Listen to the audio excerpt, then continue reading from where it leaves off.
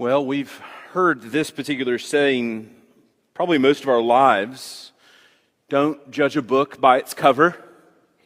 Perhaps you've heard that before. You're not supposed to judge somebody based on outward appearances or external things. But of course, if we're being honest, we all do that. Some instinctively, some intuitively. Sometimes we do it without even realizing it. We do it every day in our lives when we go to buy something.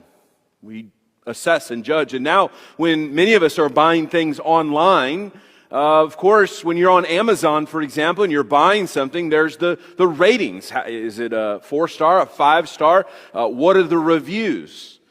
Now, I will confess, I do have a problem in this particular area. When I go to buy something, I spend way too much time reading through those reviews, this sort of second-guessing myself. Should I buy this? I look through the pictures. I want to see. I don't want to see the marketing pictures. I love looking at the pictures of the items that people have bought. They're kind of grainy. They're not really great. They don't have the perfect light. But it gives you a sense, okay, that's what that thing looks like in real life. Maybe I might buy it.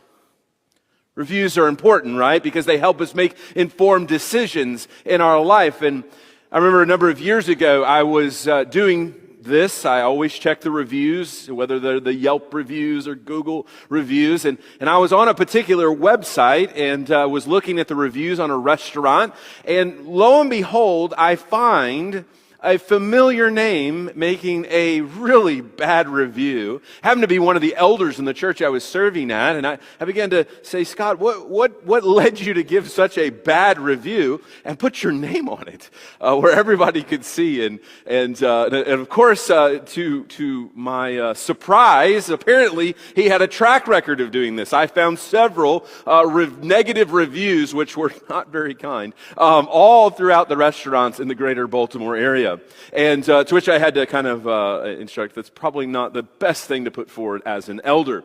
In fact, just recently he was being considered as an elder in his church in North Carolina, and talking with the pastor, I said, hey, just want you to know, Scott does have a problem giving bad reviews.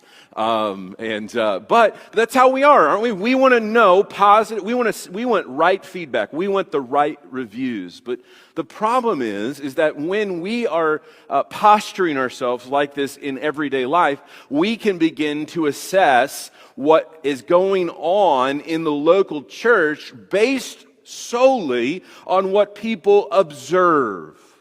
We want to see measurable results. And so we want to see metrics that measure